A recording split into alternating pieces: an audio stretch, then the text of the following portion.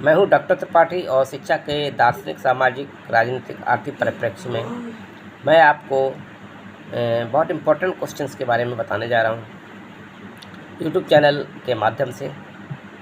और इसे आप चैनल को सब्सक्राइब करके आगे बढ़िए। ये मैं शिक्षा शास्त्र BA तृतीय वर्ष के तृतीय सेमेस्टर के स्टूडेंट्स के लिए मैं इम्पोर्टेंट बात बता रहा हूँ। यहाँ पर प्रश्न है श्रीमद् भागवत गीता के तत्वमीमांसा या श्रीमद् भागवत गीता का व्यावहारिक पक्ष आखिर क्या है। तो श्रीमद् भागवत गीता के अंतर्गत ईश्वर को ही परम द्रव्य माना गया। ये लघुत्तरी प्रश्न में आ सकता है, इसको आप इस तरीके से याद रखें।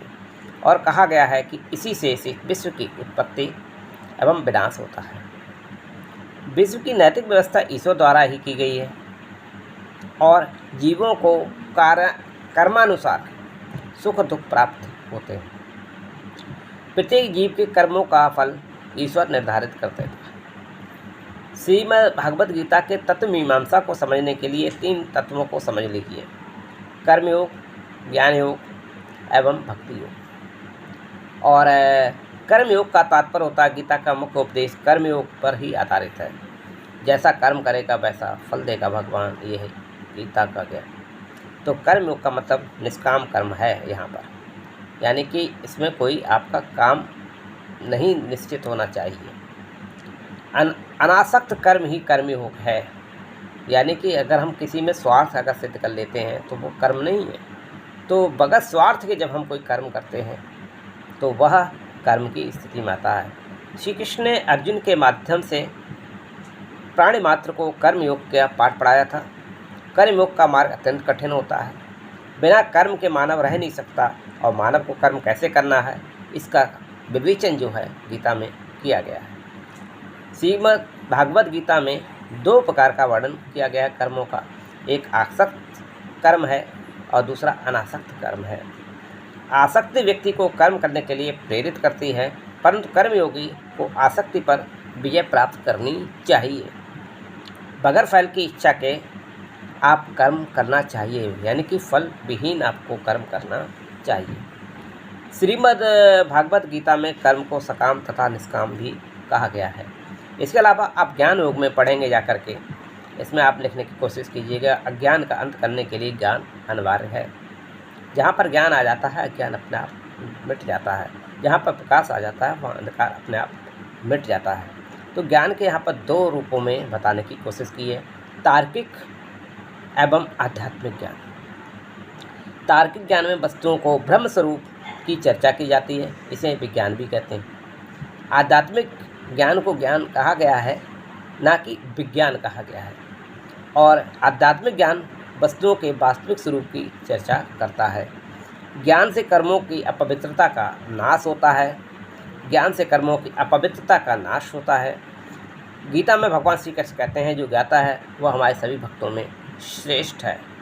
तो इस तरीके से संसार में ज्ञान के समान और कोई वस्तु पवित्र नहीं है और ज्ञान योगी सभी जीवात्माओं को परमात्मा का ही स्वरूप समझते हैं। और ज्ञान योग में निवृत्ति मार्ग पर भी बहुत अधिक बल दिया जाता है। और इसके अलावा मैं बता रहा हूँ आपको भक्ति योग के बारे में। 3रा वाला पार्ट है ये। और गीता के अनुसार भक्ति मार्ग को ही ईश्वर प्राप्ति का सर्वश्रेष्ठ मार्ग बताया गया है। ईश्वर में श्रद्धा रखने और निस्वार्थ भाव से कर्म करके व्यक्ति मोक्ष को प्राप्त करता है। मोक्ष ही सभी ज्ञानों में सर्वोत्तम है। मनुष्य का अंतिम परिणति अगर है तो मोक्ष प्राप्ति की साधना ही है। जो देवताओं को भी प्राप्त करना कठिन है वो मनुष्य योनि में आकर के आप प्राप्त आसानी से कर सकते हैं अगर आपकी इच्छा शक्ति मजबूत है। भक्ति शब्द भज धातु से भाववाचक जो है भाववाचक चिंतन प्रत्यय लगाकर बनाया गया है। किसी को भी उत्कृष्ट सत्ता मानकर, किसी को भी ऊंची सत्ता मान करके आप उसके सामने झुक जाएं श्रद्धा से और उसके अनुकूल व्यवहार अगर करते हैं तो यही जो है कहलाता है। प्रभु श्री कृष्ण अर्जुन को ज्ञानोपदेश देते हुए बताते हैं कि ज्ञान प्राप्ति के लिए श्रद्धा आवश्यक है। इसीलिए कहा गया है गुरु जो बनाया गया पढ़ाने वाला उसे आप गुरु समझिए, यानी कि अपने से बड़ा समझिए। कभी शिष्य को अपने गुरु को लघु नहीं समझना चाहिए, और शिष्य हमेशा लघु होता है। अगली चीज़, गीता में भक्ति बताई गई है, कृष्ण की भक्ति की प्रधानता है। इसके अनुसार ईश्वर की शरण में जाना ही भक्ति है। श्री कृष्ण अर्जुन से कहते हैं, संपूर्ण धर्मों का मुझ में अर्पण करके मेरी शरण में आ जाओ। ये प्रभु श्री कृष्ण का कहना है। और भक्ति योग के माध्यम से भक्त ईश्वर का समीप चाहता है। ईश्वर के लिए भक्त अपना सर्वत्र निछावर करने को तैयार रहता है। और या ये कह सकते हैं कि इस मार्ग में निर्गुण ब्रह्म की उपाधि और ब्रह्म के निर्गुण स्वरूप की उपासना ही खाली नहीं है। खाली आप निर्गुण का ही प्रेम ना करिए, आप उसके साकार रूप का भी भजन, उपासना, ध्यान आदि करके ईश्वर को प्राप्त कर सकते हैं। भक्त द्वैत भाव से ईश्वर की उपासना करना है। भक्ति क्या है? द्वैत भाव से, और ईश्वर के गुणों की सुनना, उसका स्मरण करना, गुणगान करना और उनके चरणों की सेवा, पूजा, वंदना है। तो भगवान की दास्ता स्वीकार करके भगवान को ही अपना मित्र मान लेना और सखा मानना, उनके सामने अपना आत्मसमर्पण कर देना, यही भक्ति योग है। तो भक्त सर्वत्र पूजनीय होता है। और ये तीनों बातें जो हैं, अर्थात कर्मयोग, ज्ञान योग और भक्ति योग, इन तीनों की सहायता से तत्व मीमांसा में बताया गया है व्यवहारिक पक्ष को। और ये